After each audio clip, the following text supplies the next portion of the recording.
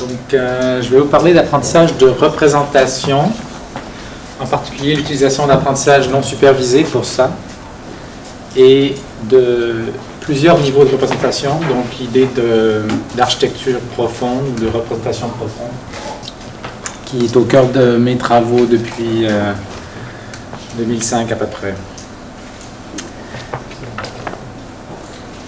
Donc, on commence avec les objectifs à moi, c'est de faire progresser l'intelligence artificielle, pas seulement de faire des jolis algorithmes ou des jolies maths.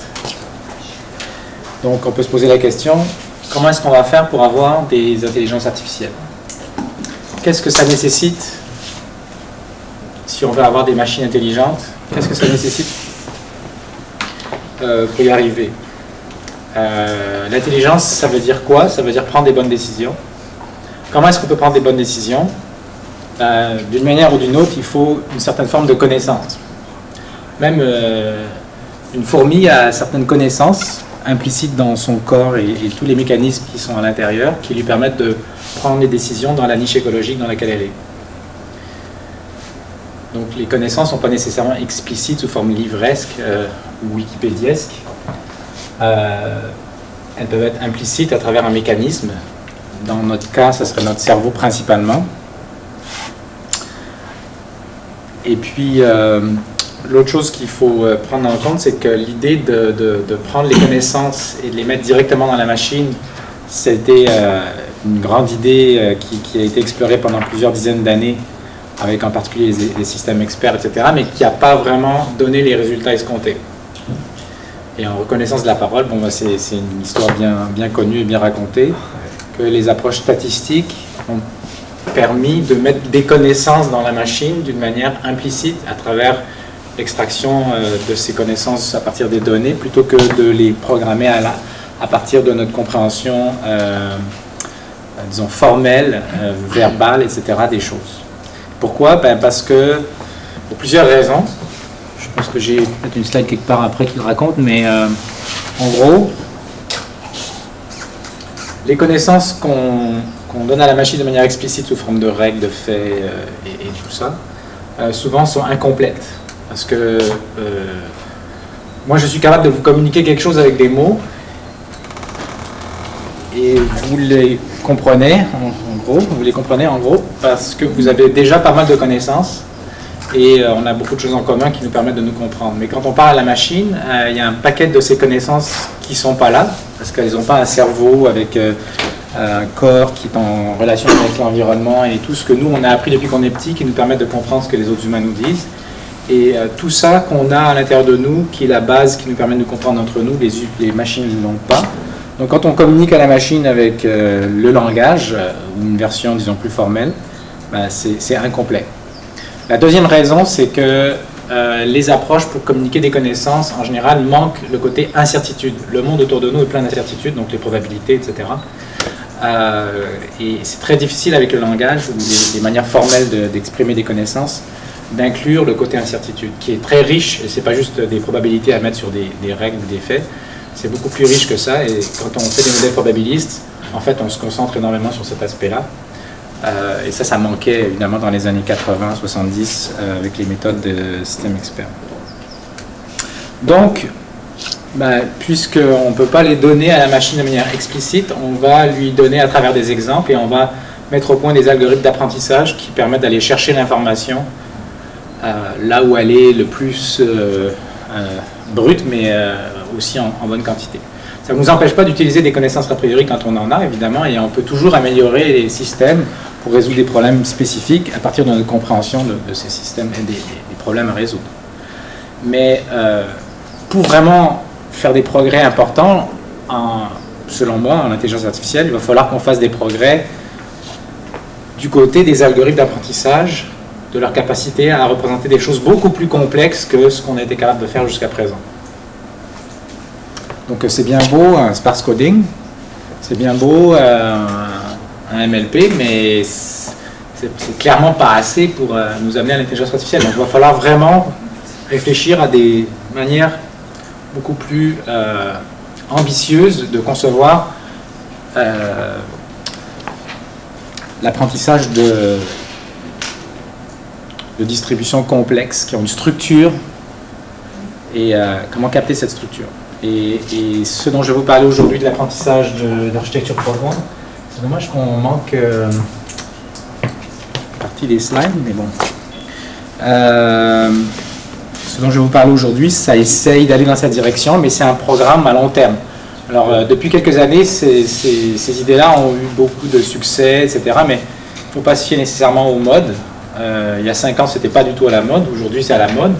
Mais moi, je ne suis pas sur une perspective de 1 an ou 2. C'est quelque chose qui doit se visualiser sur 10 ans au minimum, parce que on va s'attaquer à l'intelligence artificielle, donc quelque chose dont on est encore assez loin. Excusez-moi, vous disiez, je connais pas beaucoup l'intelligence artificielle, ma question peut-être innocente, mais vous disiez qu'il s'agissait de prendre des bonnes décisions. Oui, tout à fait.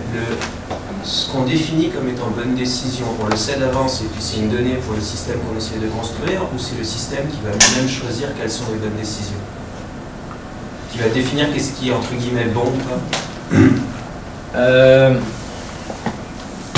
Une bonne question. Il y a des problèmes concrets, mettons si on fait de la reconnaissance de la parole, les bonnes décisions, on va pouvoir les formaliser à travers des étiquettes que les humains ont mis. Si on avait un robot dans la nature, les bonnes décisions, ça pourrait être qu'il réussit à survivre ou à faire une tâche qu'on lui a demandé de faire. Et on va avoir différentes métriques selon les problèmes pour qualifier les bonnes décisions. Ce qui fait qu'on donne des bonnes décisions, ça se reflète dans notre succès, plein de métriques. Est-ce qu'on est heureux à la fin de notre vie? Est-ce que notre statut social nous satisfait? Est-ce que, bon... pour les animaux, ça peut être la reproduction, ça peut être toutes sortes de choses. Donc, une bonne décision, effectivement, ça pose la question, c'est quoi le critère? Et ça va dépendre des circonstances. Mais ce qui m'intéresse, c'est plutôt, étant donné un certain critère, comment on fait pour l'optimiser.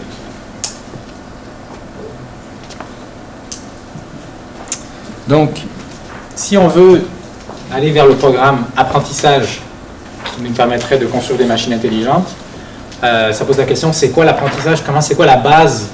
Comment ça marche? Comment est-ce qu'on peut, à partir d'exemples du passé, extraire de l'information qui va être utile dans le futur pour prendre des bonnes décisions? Et donc là, il y a la notion de généralisation, vous avez, j'imagine, tous déjà vu, mais je veux revenir sur le fondamental.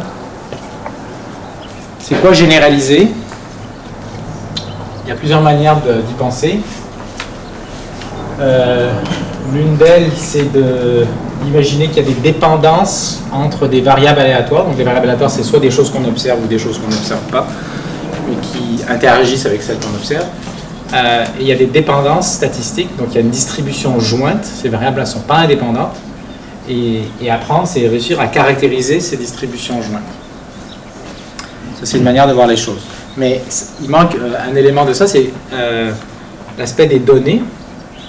Donc, comment on va faire pour les caractériser? On va avoir des données qui nous donnent de l'information sur des co-occurrences de certaines variables. On a vu un X avec un Y, donc c'est une co-occurrence. Et cette co-occurrence, si on le prend strictement, ça nous dit quelque chose sur où se trouve un peu de la masse de probabilité de cette distribution jointe. Donc, je prends le cas le plus simple. On a deux variables aléatoires, mettons, discrètes, X et Y. Et X peut prendre un certain nombre de valeurs, Y peut prendre un certain nombre de valeurs. Donc, il y a une grille de toutes les combinaisons de valeurs. Et en fait, on va toujours s'intéresser à ça. Il y a des configurations des variables qui nous intéressent. Et en fait, pour vraiment apprendre la distribution jointe, on a juste besoin de répondre à la question, c'est quoi la masse de probabilité dans chacune des configurations possibles? En gros, c'est ça qu'on essaie de faire. Après, on peut répondre à toutes sortes de questions précises, comme prédire Y étant donné X, etc. Puis X et Y peuvent être beaucoup plus compliqués que ce que j'ai dit, mais la base, c'est ça. Et donc, ce qu'on essaie de faire dans l'apprentissage, c'est prendre ces co-occurrences qui nous disent « Ah, il y a de la masse de probabilité à tel endroit, il y en a à tel endroit », et pouvoir la redistribuer à d'autres endroits qu'on n'a jamais vus, ou à des endroits où on ne l'a pas vu assez souvent. En fait, en général, les variables qui nous intéressent prennent beaucoup de valeurs possibles, et donc, la plupart des configurations ne sont jamais observées. Et le vrai problème en pratique, c'est on observe certaines configurations qui sont celles des exemples qu'on a observés, et toutes les autres configurations dont le nombre est peut-être infini si c'est continu, ou même immense quand c'est discret, on ne les a jamais vus et on voudrait leur assigner une masse de probabilité. Donc le problème de la généralisation, c'est prendre la masse de probabilité des exemples et puis la redistribuer dans des trucs qu'on n'a jamais vus et on devine que devrait avoir la masse de probabilité à ces endroits-là. C'est ça la généralisation. C'est une manière de le concevoir. Une autre manière de le concevoir que j'aime bien, qui est reliée à la première, c'est de dire, bon, il y a ces variables qu'on observe, et ça c'est la surface. Et si on regarde la surface, elle a l'air très compliquée. Mais le monde qui nous entoure est très structuré. Il y a la physique, il y a à un certain niveau, il y a la chimie, il y a les interactions sociales à un niveau beaucoup plus élevé. Et si on peut caractériser ces espèces de causes, ben, on va pouvoir vraiment réussir à prédire. C'est ça que font les scientifiques. Ils essaient de comprendre les causes de la nature. L'apprentissage machine aussi, c'est le même principe.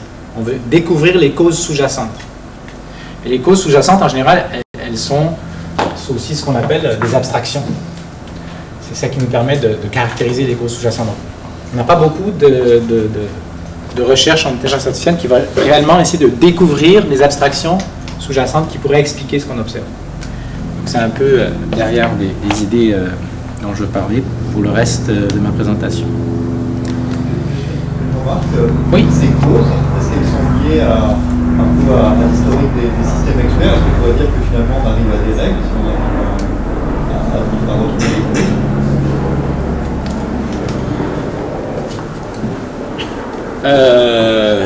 On ne cherche pas les règles. Oui, peut-être, mais en général, comme je disais, les causes interagissent de manière, les vraies causes, elles interagissent de manière assez complexe. Oui, tout à fait. Et les règles ne sont pas nécessairement... Par exemple, si on s'intéresse à la vision, ben, il y a des règles, mais c'est des règles numériques, un peu à la physique de l'optique, etc. C'est la même idée. Ouais. Et puis elles ne sont pas nécessairement déterministes non plus. Mais oui, à la base, si on pouvait découvrir les règles, qui peut être plus compliqué que ce qu'on peut écrire en prologue en 10 lignes, oui, c'est ce qu'on cherche à faire.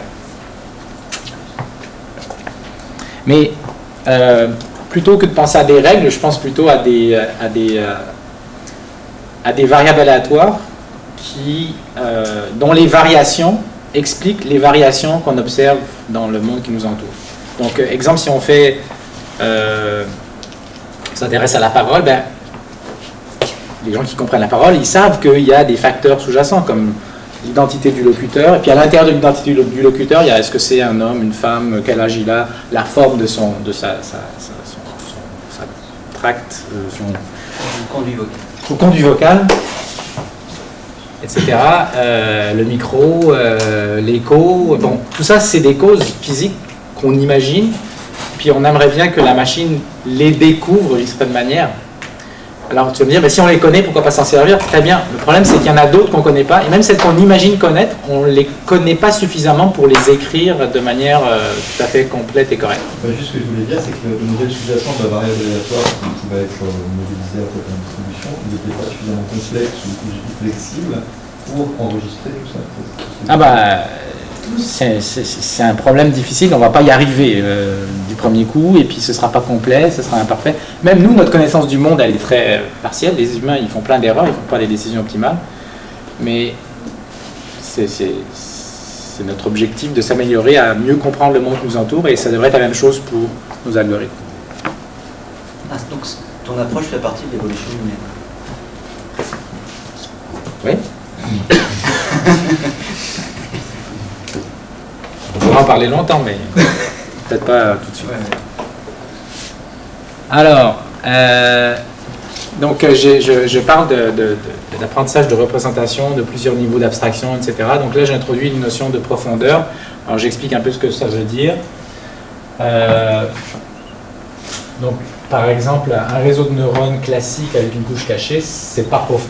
Il y a deux niveaux de transformation. On prend les entrées, on les amène avec une transformation affine et non linéarité à une certaine représentation. Puis après, on prend une combinaison linéaire de ça pour faire un classifieur, etc. Un SVM, c'est exactement la même structure, sauf que le premier niveau, c'est un SVM linéaire en fait, c'est même pas comme ça, c'est juste direct l'entrée vers la sortie. Et puis non linéaire, ben, on a des détecteurs qui correspondent au noyau et on prend leur combinaison linéaire. Les détecteurs, par exemple, c'est une gaussienne autour d'un exemple. Les processus gaussiens, c'est la même chose. Les arbres de décision, c'est moins évident parce qu'on peut penser « Ah, mais c'est profond un arbre de décision ». Non, ça ne l'est pas, je pourrais vous l'expliquer une autre fois. Le boosting, ben, ça dépend de ce qu'on booste. Donc ça rajoute un niveau. Si c'est des stoms, ça fait 2 niveaux. Si c'est des arbres de décision, ça fait 3 niveaux. Mais bon, les niveaux, on peut les définir un peu comme on veut, selon le vocabulaire qu'on décide de définir. Qu'est-ce que fait chaque niveau, quels sont les calculs qui sont représentés à chaque niveau. C'est pas tellement important. L'important, c'est de se dire, est-ce qu'on ne pourrait pas faire des architectures dans lesquelles le nombre de niveaux est quelque chose avec lequel on peut jouer. Donc on peut avoir plus de niveaux selon les besoins du problème. Je regardais par exemple dans la présentation de Jean-Paul hier, souvent on avait cette espèce de pipeline de transformation qui a un sens, et puis on revoit ce genre de choses en vision, en traitement de la parole, etc. Et donc là on voit clairement que quand un humain qui comprend le problème design une solution, il fait plusieurs étapes de transformation, de représentation, et c'est quelque chose de naturel. Donc pourquoi est-ce que nos algorithmes d'apprentissage, ils n'ont que 2 niveaux? C'est un peu con. Excusez-moi. On aimerait bien apprendre toute la chaîne, ou le plus possible. Par exemple, en vision, un exemple de plusieurs niveaux de représentation qui correspond à des vrais modèles qui ont été entraînés sur ici des modélisations de visage. On a donc des pixels au plus bas niveau, évidemment. On a des détecteurs qui ont été entraînés de manière non supervisée et qui se trouvent à reconnaître des choses qui ressemblent à des Gabor, que ce soit avec du sparse coding ou avec des RPM ou des choses comme ça. Puis, donc ça c'est très bien, mais c'est pas encore l'intelligence artificielle. Si on les combine avec l'apprentissage encore, avec le même genre d'algorithme d'apprentissage, on peut trouver des détecteurs qui semblent reconnaître des morceaux un peu plus compliqués qui combinent finalement plusieurs bords ensemble. Si on continue comme ça, on finit par avoir des unités qui sont sensibles à, dans ce cas-là, des visages, parce que c'est entraîné sur des visages. Donc on voit un peu cette idée de hiérarchie, dans ce cas-là, qui est une hiérarchie de parties qui se combinent, mais ça pourrait être autre chose que des parties qui se combinent, comme forme de combinatoire. Quand on regarde dans le système visuel pour essayer de comprendre ce que font différentes régions du système visuel, différentes aires du cortex, on voit le même genre de choses. Donc, en fait, on comprend surtout ce qui se passe dans l'aire V1 et un petit peu les autres, mais beaucoup moins bien. Mais il y a clairement cette idée qu'au fur et à mesure que, premièrement, que le traitement semble se faire à travers une espèce de chaîne, l'information se propage d'abord de la rétine, ensuite au LGN, ensuite à l'aire V1, ensuite V2, V4, IT, etc. Et à chaque fois qu'on continue dans cette chaîne, on avance dans cette chaîne, qu'on essaie de comprendre ce que font les neurones qui font là, on observe qu'ils sont sensibles à des caractéristiques plus complexes, disons, de l'image, qui couvrent une région visuelle plus grande. Et donc ça semble cohérent avec l'idée un peu simpliste qu'il y avait dans ce dessin. C'est pas nécessairement, dans le cerveau, c'est pas nécessairement aussi simple. Par exemple, il y a des connexions skip là, qui sautent les niveaux. Et puis évidemment, dans le cerveau, c'est pas fit or rock comme ça. Il y a des connexions dans les deux sens. On y reviendra sur ces connexions dans les deux sens, qui servent probablement d'une part pendant l'apprentissage et d'autre part pour tout ce qui est l'attention et le contexte. Alors dans le système auditif dont je suis moins expert, en fait on observe des choses assez semblables. Il y a une partie qui est déjà assez importante à l'extérieur même du cortex.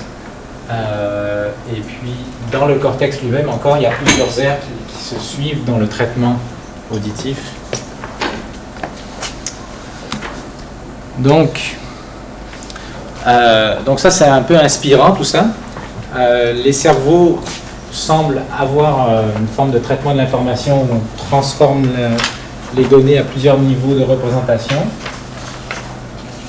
Il y a des inspirations cognitives aussi, c'est-à-dire comme j'expliquais tout à l'heure, si on regarde comment les ingénieurs résolvent les problèmes, ou les scientifiques essaient de comprendre la nature, souvent on définit des solutions ou des manières de concevoir le monde par composition. On définit des idées à partir d'idées plus simples, on définit des systèmes en composant des modules qui se combinent d'une manière compositionnelle. Donc, on a l'air de fonctionner comme ça nous-mêmes. Par ailleurs, il y a des résultats théoriques dont je vais vous parler un petit peu, qui sont plus au niveau disons, mathématique et informatique des circuits, qui nous suggèrent que si on veut représenter des fonctions, il se peut que ces fonctions soient pas efficacement représentées si on ne se donne pas la liberté de construire des architectures avec plusieurs niveaux, donc profondes. Et ça peut être exponentiellement mauvais si on est limité à des architectures pas assez profondes. Il y a un autre élément dont je vais parler beaucoup dans ma première partie de présentation qui concerne l'idée de représentation distribuée. Donc ça, c'est une vieille idée qui vient des connexionnistes des années 80 et qui se retrouvait dans les réseaux de neurones de cette époque, et c'est ceux d'aujourd'hui aussi, qui a un rapport non pas avec la profondeur, mais avec le fait, par exemple, comme on le retrouve dans le spark coding, d'avoir plusieurs caractéristiques actives en même temps pour représenter quelque chose. Et ça nous donne un pouvoir combinatoire aussi, qui est semblable au pouvoir combinatoire qui nous donne la profondeur, et c'est intéressant de combiner les deux.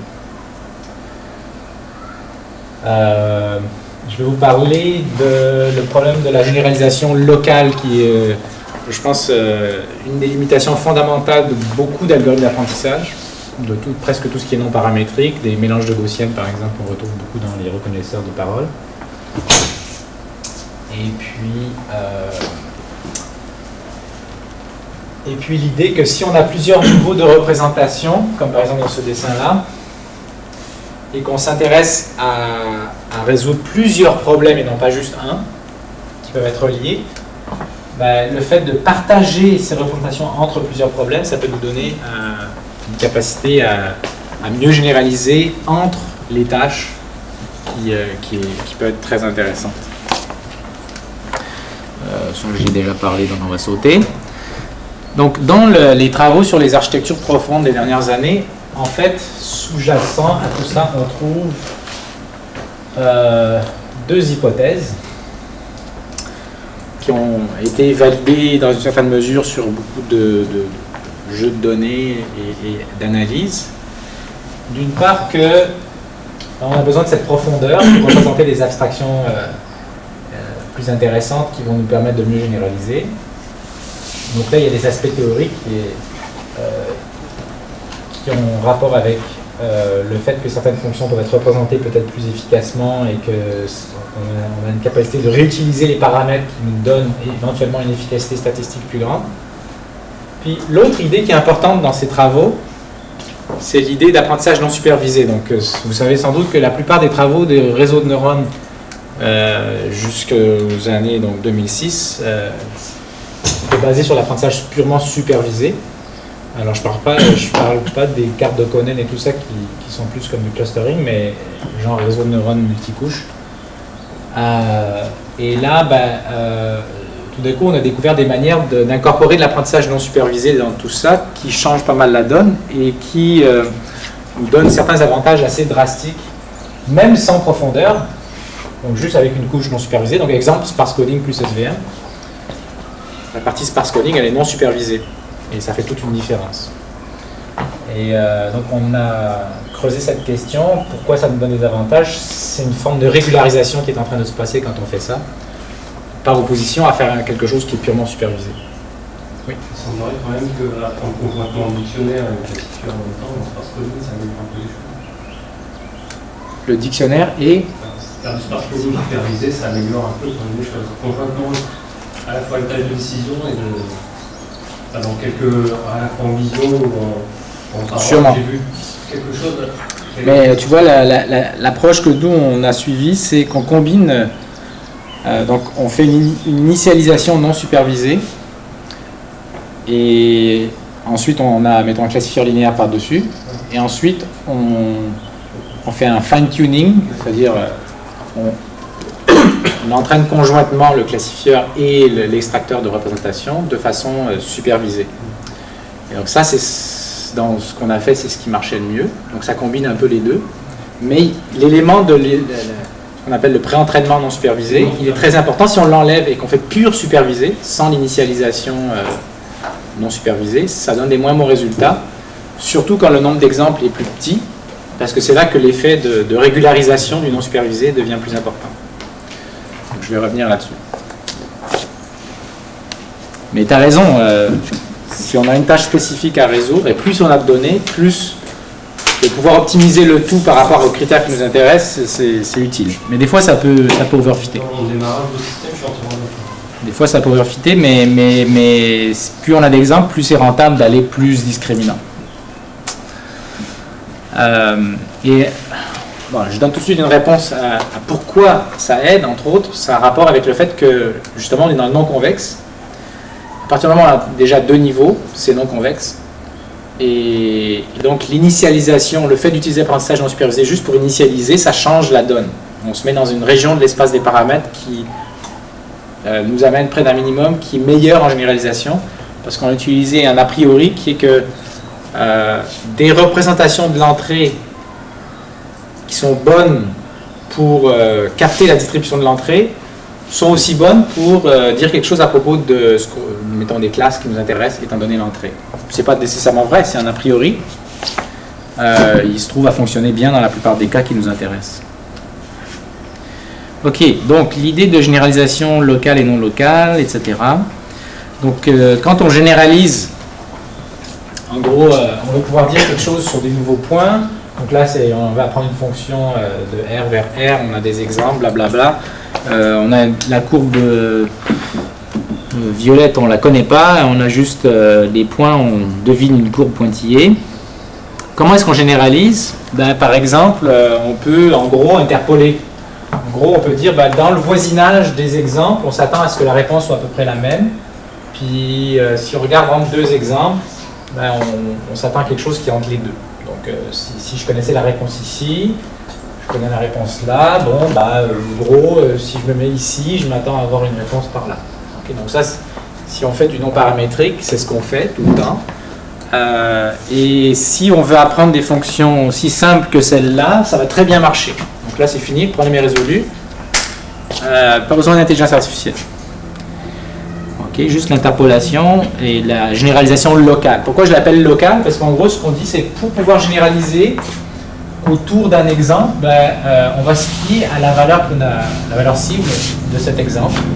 On va donc, si on s'intéresse à un point test, on va regarder dans le voisinage de ce point test une certaine taille de voisinage, avec ces deux exemples-là, pour trouver une réponse. Ça va si le voisinage n'a pas besoin d'être trop gros. Donc si on a plein de variables qui interagissent, on a la fameuse malédiction de la dimensionnalité, ou le fléau plutôt, on va peut-être dire le fléau de la dimensionnalité. Et là, pourquoi ça ne marche pas? Parce que la plupart des... Si on divise l'espace en cases, la plupart des cases vont être vides, on n'aura pas d'exemple. Ou alors, il va falloir faire nos cases tellement grosses que ça prend un volume très grand de tout l'espace. Et donc, on est obligé d'agglomérer des voisins qui se trouvent très très différents les uns des autres et de faire des moyennes entre des choses qui ont pas rapport. Donc, ça ne va pas bien généraliser. La seule manière de s'en sortir, c'est d'espérer, croiser les doigts et supposer que la fonction qu'on veut apprendre est très lisse. Donc, non paramétrique, genre un SVM gaussien, proche voisin, processus gaussien, etc. Ça va marcher très bien si la fonction qu'on veut apprendre est suffisamment lisse. Parce qu'à ce moment-là, c'est pas grave de faire une moyenne sur une grande distance, parce qu'on suppose que la fonction qui nous intéresse, elle ne change pas beaucoup dans ce voisinage immense qu'on est obligé de considérer. Alors, il y a quelques années, on avait fait un petit truc théorique qui nous aide à comprendre un peu ce qui se passe, qui concerne tous les prédicteurs qui sont formés comme une combinaison linéaire de gaussiennes. Donc par exemple un SVM avec des noyaux gaussiens, ou un processus gaussien avec des noyaux gaussiens, ou un modèle paramétrique avec des noyaux locaux en général.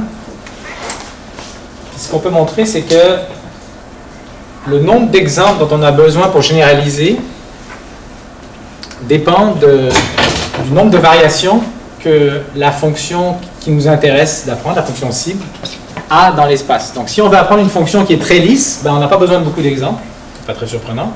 Mais si la fonction qu'on veut apprendre, elle a beaucoup de hauts et de bas, ben, on est emmerdé. En fait, ça nous prend au moins un exemple par pic et par vallée. Vous comprenez pourquoi c'est comme exactement comme dans mon dessin de tout à l'heure ici. Si j'ai assez d'exemples pour couvrir chacun des hauts et des bas de la fonction que je veux apprendre, ben, je vais pouvoir généraliser assez bien juste en interpolant. Mais imaginez que j'utilise juste le principe de généralisation locale et que j'ai aucun exemple qui couvre ce haut-là, donc j'ai ni ça par exemple, je vois juste cela et ça. Ben, je ne pourrais jamais deviner que ici il faut remonter. Parce que je me fie juste à la localité, disons, au voisinage pour deviner la forme de la fonction. Donc mathématiquement, on peut dire des choses du genre que le nombre d'exemples que ça prend pour atteindre un certain niveau d'erreur est linéaire dans le nombre de zero crossing, donc de haut et de bas, qui traversent une ligne dans l'espace. Oui. J'ai une question. Est-ce que vous êtes intéressé finalement pour établir les critères de qualité d'une base à partir de ces résultats-là? Ben là, on a supposé des bases locales comme les gaussiennes.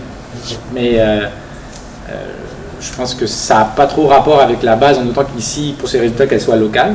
Donc, en gros, qu'elles répondent élevées dans une région, puis faible à l'extérieur, et puis que la région soit localisée en fonction de la distance ou quelque chose comme ça. Ce théorème-là, me fait penser un peu quand même au théorème de Shannon. C'est-à-dire le fait qu'on ait deux cas passage par zéro, ouais, c'est en rapport avec la vitesse d'oscillation de la fonction avec la fréquence, et donc on a besoin de cas exemples. Oui. Il y a peut-être un lien, oui. Mais là, on parle de généralisation, mais oui, effectivement, ça semble connecté. Donc, à partir de là, on peut dire des choses du genre, ben, si on a une fonction, là, il manque des bouts, je m'excuse, si on a une fonction avec un nombre exponentiel de haut et de bas, donc là, on est en une dimension. Mais imaginez, en d dimensions, c'est facile d'imaginer une fonction qui a 2 à la d haut et bas. Vous prenez juste des valeurs différentes dans chaque case. Puis si on a d dimensions et qu'on a 2 configurations qu'on veut discriminer pour chacune des dimensions, ça fait 2 à la d configurations qu'on veut discriminer. Ben donc le nombre de haut et de bas est 2 à la d, il nous faut 2 à la d exemples.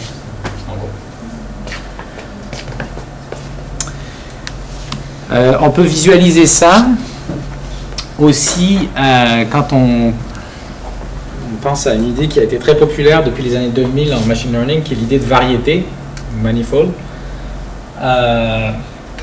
Donc les gens se sont dit on va combattre le fléau de la dimensionnalité en supposant que la fonction qui nous intéresse, elle est suffisamment lisse et qu'elle vit dans une région, une variété, de faible dimension. Donc du coup, au lieu d'avoir d dimensions où d est très grand, on va avoir petit d qui est plus petit, et on va supposer qu'il y a peu de facteurs qui influencent les variations qu'on observe. Donc peut-être, si on fait de l'image, il y a, je sais pas moi, les transformations affines, donc on a peut-être que 6 vraiment degrés de liberté importants pour chaque chiffre. Donc mettons un 4, on peut le tourner, on peut changer son échelle, on peut bouger, etc., translater. Et donc on peut imaginer que l'ensemble des images de 4 vit dans une variété lisse, smooth, qui est contrôlée par ces quelques degrés.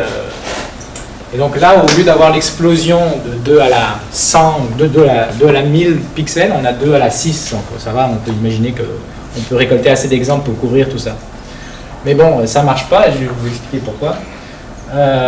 Alors, premièrement, donc là, oui, avant, comment ils marchent les algorithmes d'apprentissage non paramétriques sur les variétés? En gros, ils disent, OK, on va caractériser cette variété. Et comment on va la caractériser de manière non paramétrique, toujours avec l'idée de généralisation locale? On a besoin de caractériser une variété, de spécifier, en gros, en chaque point, la forme de la variété, donc les directions de variation permises sur la variété. Donc si j'ai une image de 4, je veux savoir comment il se transformerait si je le translatais un petit peu, si je le tournais un petit peu, etc. Et bon, là j'ai juste mis 2 dimensions, une pour tourner, une pour shrinker. Et donc voilà, il y a plein d'algorithmes comme Isomap, LLE, etc. et tout le tralala qui a suivi, qui sont basés sur cette idée où on va caractériser localement ces variations. Et il y a plein de manières de concevoir ça. Mais c'est quand même toujours cette idée sous-jacente de généralisation locale qui est derrière. Alors, problème, c'est que c'est pas suffisant d'avoir un faible nombre de dimensions, il faut aussi que la variété soit vraiment lisse là-dessus. Parce que c'est comme la courbe de tout à l'heure, il y avait juste une dimension, mais si elle varie beaucoup, on est quand même dans la merde. Et ici, en gros, ce qui va caractériser ce que c'est plus ou moins lisse, c'est le degré de courbure locale. Est-ce que la variété elle est plutôt plate ou elle est très courbée? Donc, plus c'est courbé, plus il faut d'exemples pour couvrir les hauts et les bas. En gros, ça va nous prendre, si R c'est varie en courbure, R à la D d'exemple, fois D, pour suffisamment bien, disons, capter tous les hauts et les bas de cette variété. Et puis alors, ouais, ici je le dis pas, mais en plus, les exemples que les gens ont utilisés, comme prendre des images de pixels et puis essayer de capter des variétés avec ça, il se trouve que les variétés en question ne sont pas du tout lisses, à cause du fait qu'on a pixelisé les images. Si vous prenez une image et vous la translatez dans un pixel, le plan tangent, les directions de variation sur la variété, changent de 90 degrés. Et donc, à chaque fois qu'on bouge un tout petit peu, la variété n'a plus du tout la même forme, elle n'est plus du tout au même endroit. Donc, c'est vraiment... Et en fait, plus la résolution de l'image est fine, et plus vite ça bouge. En fait, ça dépend pas ça dépend juste du nombre de pixels qu'on bouge. Donc, si on bouge de 1 pixel, on est à 90 degrés. Même s'il y a 10 000 par 10 000 pixels. Est-ce que ça veut dire que réduire, projeter, ça peut être très nombreux d'une manière générale? Parce que beaucoup de gens font ça, on réduit, ça c'est une autre question. On classifie après. Ah, mais il y a des bons points à réduire. Une bonne PCA, ça aide dans beaucoup de problèmes. Mais on peut perdre aussi beaucoup d'informations. Donc, ou est-ce que ça veut dire que ces techniques-là, réduire, ça marche bien? Ces techniques-là, elles marchent quand même pas, elles sont pas complètement pourries, parce que même si les variétés qui nous intéressent ont beaucoup de hauts et de bas, il y a des projections même linéaires, ou localement linéaires, smooth, qui sont pas mal et qui permettent de bien discriminer entre les classes. Donc, il y a une différence entre classifier et puis estimer la densité. Donc, il se trouve que des fois, la densité peut être très compliquée, mais qu'en fait, on s'en fout des détails. Sur les algorithmes de détection de manifold, il y a aussi la classe de ceux qui sont faits comme Isomap et LLE sur les distances, ouais. la préservation des distances dans la réduction, ouais. Et comme SNE qui vise en fait la préservation de la distribution des exemples, ou la distribution des distances. Non, mais SNE aussi c'est les distances mais locales. Oui, mais ils permettent un côté stochastique qui permet de lisser un peu les choses. Non, c'est quand même de la même nature. C'est pas parce qu'il y a un P quelque part que tout d'un coup c'est bien. Ok, donc en gros ce que j'essaie de dire comme message, le plus important de tout ce que je raconte depuis le début, c'est que il y a cette espèce de fléau de la dimensionnalité qui vient du fait que la réalité est obtenue par la combinaison d'un paquet de facteurs qui interagissent de manière compliquée puis qui donnent lieu à des variations qui semblent très complexes. Et si on essaye juste de travailler dans l'espace brut d'origine et d'appliquer des méthodes de généralisation locale, on va se faire planter, on ne pourra jamais capter toute cette richesse. On n'aura jamais assez d'exemples. Et donc, on combat une exponentielle avec d'autres exponentielles. Et une exponentielle va nous être donnée par l'utilisation de représentations distribuées, un peu comme ce qu'on fait avec le sparse coding ou les réseaux de neurones classiques. Donc on va prendre des représentations, puis l'autre exponentielle pourrait nous être donnée par l'utilisation de plusieurs niveaux de représentation, donc les architectures profondes. Donc je vais essayer de développer ça. Tout ça pour pouvoir mieux généraliser à des nouvelles configurations. Donc, représentation distribuée. Alors l'idée elle est vieille, très populaire dans les années 80 avec le connexionnisme, l'idée d'avoir plusieurs neurones actifs simultanément pour représenter un phénomène. Puis dépendant de ce qui se passe, c'est des configurations différentes de neurones qui vont être actifs.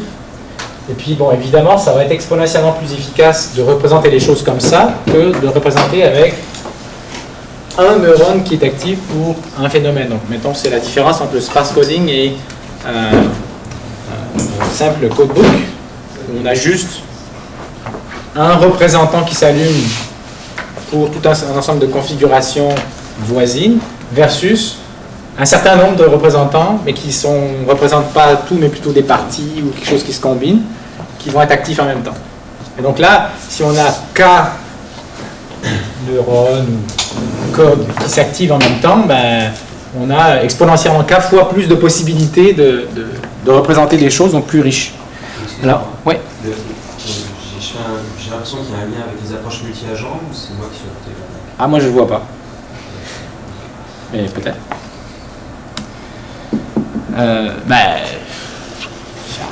Il y a le multi là, donc il y a plusieurs choses qui se font en même temps, mais peut-être. En tout cas. Mais, donc j'explique cette idée un peu plus géométriquement. À gauche, on a, mettons, du clustering, ou un plus proche voisin, ou un codebook. Donc, comment ça marche d'un point de vue apprentissage? Dans toutes les approches à généralisation locale, en fait, si on regarde bien, ce qu'on fait, c'est qu'on prend notre espace d'entrée et on le divise en régions. Alors, les régions peuvent être molles et se recouper, par exemple, avec un mélange de gaussiennes, mais on a quand même divisé l'espace en régions. Et surtout, chaque région a son jeu de paramètres. Par exemple, si on a un codebook, on a la position du code qui part dans le milieu de la région. Donc, une gaussienne, on a le centre de la gaussienne au milieu de la région. Si c'est des aires de décision, les régions sont plus compliquées, sont des hyperplans dans des hyperplans, etc. Mais c'est quand même, et puis des paramètres définissent ces hyperplans, mais c'est quand même des régions avec un jeu de paramètres séparés pour définir chacune des régions. Et donc, si on veut distinguer plus de régions, parce qu'on veut capter quelque chose de plus compliqué, une distribution plus compliquée, il nous faut plus de paramètres. Et il nous en faut exactement linéairement dans le nombre de régions. Donc si on a 2 fois plus de régions qu'on veut capter, qu'on veut distinguer, il nous faut 2 fois plus de paramètres. Ça va? Maintenant, considérons le cas représentation distribuée. Donc qu'est-ce qu'on va faire? On va considérer par exemple, dans le cas un réseau de neurones ou du sparse coding, un certain nombre de caractéristiques. Ici, on va simplifier la vie, on va considérer des caractéristiques binaires. Donc soit on est d'un côté d'un hyperplan, ou on est de l'autre côté. Donc chaque détecteur, il va être, mettons, 1 ou positif si on est d'un certain côté d'un hyperplan qui va être défini par des paramètres, ou 0 ou négatif si on est de l'autre côté de cet hyperplan. Donc on a tous ces détecteurs et ils peuvent s'activer en même temps. Donc c'est ça l'idée de représentation distribuée. Et donc maintenant, ça définit aussi des régions. Mais les régions, ça dit par exemple, ici, il y a un des détecteurs qui est actif et les 2 autres qui sont 0. C'est le 1 qui est actif, 2 et 3 sont 0. Donc ici, c'est 1, 0, 1, etc. Donc on a un code binaire différent pour chacune des régions. Alors on pourrait être plus fin, par exemple, quand on fait du sparse coding, c'est pas 1, 0, 0, c'est un réel positif et puis des zéros. Plusieurs réels positifs. Mais là, on fait un truc vraiment simple. Donc là, comptons le nombre de régions par rapport au nombre de paramètres. Donc ici, ça augmentait linéairement. ici, ce qu'on voit, c'est que le nombre de régions qu'on peut définir peut augmenter beaucoup plus vite par rapport au nombre de paramètres. Hein, vous voyez que si on était dans un espace de dimension suffisamment grande, on pourrait même avoir un nombre exponentiel de régions par rapport au nombre de paramètres. Parce que, en gros, si j'ai, mettons, ici j'ai 3 bits, puis pour chacun des bits, j'ai besoin d'un jeu de paramètres qui sont les poids de l'hyperplan. Le nombre de régions ici, c'est maximum, ce serait, si on était en dimension plus suffisamment grande, ce serait 2 à la 3. En fait, ce serait 8, mais là, en fait, il y en a que 7 parce qu'on est en dimension 2 et qu'il y a certaines configurations qui sont interdites. En général, ça va quand même croître très vite par rapport au nombre de régions. Et même, ce que ça fait, c'est que ça permet de généraliser, de dire quelque chose sur des configurations de ces bits-là, qui sont maintenant des variables cachées, qu'on n'a jamais vues, comme exemple. Tandis qu'ici, si j'ai une région pour laquelle j'ai jamais vu d'exemple, je ne peux rien faire. Je ne peux pas apprendre les paramètres de cette région, j'ai jamais vu d'exemple pour cette région. Il faut au moins un exemple par région. Ici, je pourrais, par exemple, avoir une région, là, 1, 0, 1, qui correspond à cette zone, pour laquelle j'ai jamais vu aucun exemple. Mais je vais pouvoir dire quelque chose qui a du sens pour cette région. Pourquoi je vais pouvoir dire quelque chose qui a du sens? Parce que même si j'ai jamais vu la configuration 1, 0, 1, j'ai vu des cas où le premier bit était à 1, j'ai vu des cas où le deuxième bit était à 0, j'ai vu des cas où le troisième bit était à 1. Et donc, en supposant que ces attributs-là ont un sens au-delà des régions sur lesquelles on a vu les exemples, on va pouvoir généraliser. Donc évidemment, c'est une hypothèse. Peut-être que cette généralisation n'a pas de sens, peut-être qu'elle ne marche pas sur les données, parce que quand on généralise, on fait toujours des hypothèses. Mais l'idée du machine learning, c'est qu'on fait des hypothèses sur la distribution sous-jacente, puis il y a deux possibilités, elle marche ou elle ne marche pas, ça dépend des données, ça dépend de la vraie distribution. Et si elle marche, on gagne, on gagne. Et puis plus les hypothèses sont fortes, comme ici par exemple, là elles sont exponentiellement plus fortes qu'ici, plus le gain potentiel est grand. Donc si jamais il y avait, mettons, imaginons que le premier bit ça dit c'est un homme ou une femme, si c'est quelque chose qui a vraiment du sens dans les données, dans la parole c'est clairement le cas, on va pouvoir généraliser de manière qui a un sens, alors qu'on n'aurait pas pu, ici, sans avoir vu un homme avec une voix grave, avec un accent du sud du Yukon et un micro qui ne marche pas. Donc ça, c'est l'idée de représentation distribuée qui nous donne cette espèce de gain exponentiel. Alors par exemple, dans les RBM, dont je vais parler un peu plus tard, en fait, je vais en parler dans la prochaine slide, Restricted Boltzmann Machine, on a exactement cette situation. Donc là, j'ai montré déjà ce dessin. Chacun des séparateurs linéaires ici, ça correspond à une unité cachée. Et ce que cette unité cachée va calculer pour nous, c'est la probabilité de se trouver d'un côté ou de l'autre de ce séparateur-là. Donc le séparateur, il est associé exactement au poids entrant dans cette unité. Et puis la probabilité, en gros, elle va nous dire quelque chose d'un petit peu plus fin que juste on est d'un côté, on est de l'autre, mais en gros à quelle distance on est. Puis en plus, le fait qu'on est plus ou moins proche de 0 ou de 1, ça va... Donc il y a un peu une information supplémentaire, pas seulement est-ce qu'on est d'un côté ou de l'autre et à quelle distance, mais est-ce qu'on s'intéresse, c'est quoi la marge où on ne sait pas trop. Donc, il y a un degré d'incertitude aussi qui est encodé là-dedans. Et donc quand on apprend par exemple un RBM, ce qu'on est en train de faire, c'est qu'on est en train de dire ok, on avait notre représentation originale, ici c'est de x1, x2 qui est le plan cartésien, on transforme ça dans une nouvelle représentation qui est de quel côté on est de chacun de ces hyperplans qu'on a appris et est-ce qu'on est plus ou moins proche de la surface de décision de ces hyperplans. Donc c'est une nouvelle représentation. Est-ce qu'elle est mieux, est-ce qu'elle est moins bien? Comme elle est apprise sur des données, elle est peut-être mieux parce qu'elle capte les attributs, les discriminants qui ont un sens dans les données. Peut-être qu'il y a d'un côté les gens, les hommes, et de l'autre côté les femmes. C'est vraiment deux choses très différentes. On a envie de mettre un bit là pour les séparer. On a envie, c'est-à-dire que c'est les données qui disent je veux séparer les hommes et les femmes. C'est pas de la discrimination sexuelle, mais c'est utile. Donc, ça c'est l'idée. Après ça, donc je fais un peu un retour sur qu'est-ce que c'est les machines de Boltzmann. C'est un modèle du début des années 80 que Hinton a pondu et auquel il a cru pendant longtemps avant de plonger dans les réseaux de neurones multicouches à rétropropagation, et dans lequel il est revenu donc, depuis 5-6 ans.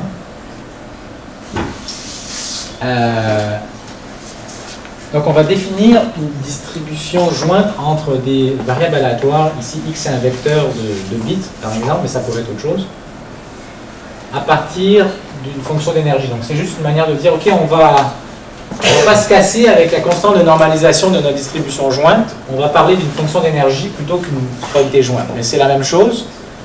Pour qu'une fonction d'énergie corresponde à une distribution jointe, il faut juste que l'intégrale de tous les x de E à la moins énergie existe.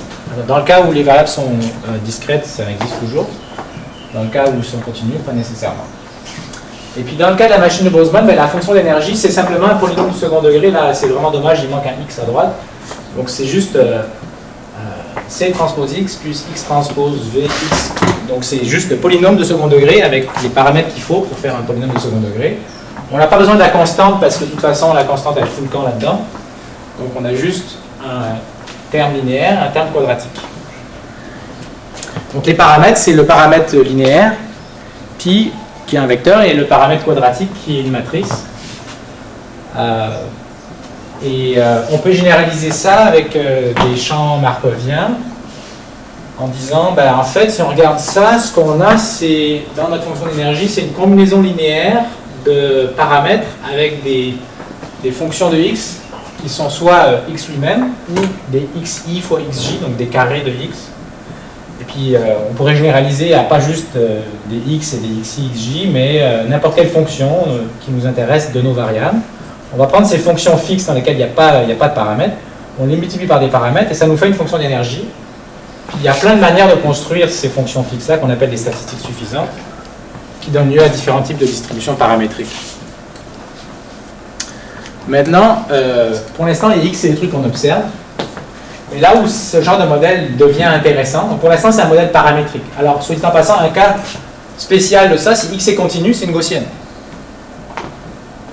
Okay, donc, gaussienne, c'est polynôme d'ordre 2, tout simplement. Puis la matrice, c'est la matrice inverse de covariance. Alors, on peut faire d'autres distributions en changeant les fonctions fi ici. Maintenant, là où ça devient vraiment plus intéressant, c'est quand on introduit des variables latentes. C'est-à-dire qu'au lieu de dire que les x là, ça inclut toutes les choses qu'on observe, ça va inclure d'autres choses qu'on n'observe pas. Et ça, c'est très puissant parce que ça va nous permettre d'entrer un peu dans le non paramétrique. Si on introduit plus ou moins de variables cachées, on va pouvoir représenter des distributions plus riches. Et en fait, on va pouvoir montrer qu'avec ce genre de modèle-là, on peut représenter n'importe quelle distribution si on a suffisamment de variables cachées. Donc, souvent, on va représenter ça avec un graphe non dirigé. Donc, c'est pas comme les réseaux bayésiens qui, d'habitude, sont des graphes dirigés avec des nœuds qui représentent des variables aléatoires, oui, mais les arcs n'ont pas de flèches, ou des fois on les met avec 2 flèches. Et ils représentent le fait qu'il y a une statistique suffisante, il y a une fonction ici qui relie ces deux variables et qui rentre dans la fonction d'énergie. En fait, ce n'est pas une représentation que j'aime beaucoup, parce que si on est autre chose que quadratique ici, si on a plus que 2 trucs à la fois, c'est pas une bonne représentation, mais bon. Donc là, si j'ai mis un trait entre 2 nœuds, ça veut dire qu'entre ces deux variables-là, il y a une interaction qui va être représentée par un paramètre qui nous dit, en gros, est-ce que ces 2 bits, par exemple, veulent être ensemble actifs ou pas. Parce que si on a un WI fois X, un WIJ fois XI, XJ, ça représente la probabilité jointe. Ça veut dire que toute la probabilité soit élevée, on veut que quand XI et XJ sont allumés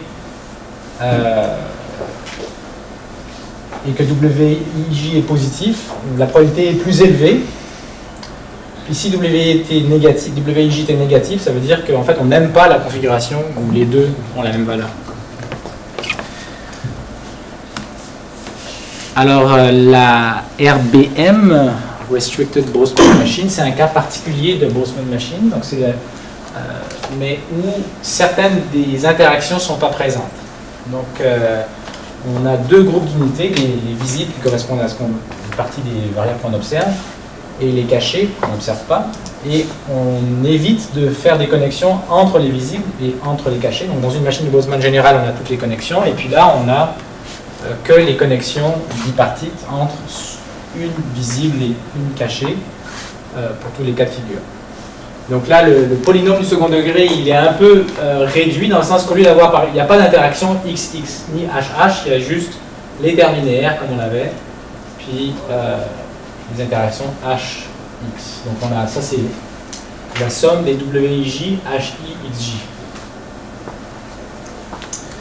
Bon, là je rentre dans des détails qui ne sont peut-être pas nécessaires et vous pourrez lire là-dessus abondamment dans des articles que j'ai écrits et que d'autres ont écrits. Mais ce qui est intéressant dans ces modèles probabilistes, c'est que, par exemple, quand on compare avec le sparse coding, on peut faire l'inférence exacte et immédiate. Ça veut dire quoi l'inférence? Ça veut dire, étant donné les entrées, on peut trouver les représentations de nos facteurs cachés avec un calcul immédiat. C'est une multiplication de matrice, c'est une symétrie, comme un réseau de neurones classique. On n'a pas besoin de faire une relaxation ou une optimisation pour trouver les configurations de nos variables cachées qui expliqueraient nos entrées. Donc, la plupart des modèles graphiques dirigés, quand on va faire l'inférence, c'est-à-dire trouver les causes, les valeurs des variables cachées qui expliqueraient les entrées, on est obligé de faire un calcul itératif parce que c'est pas, on ne peut pas le faire exact.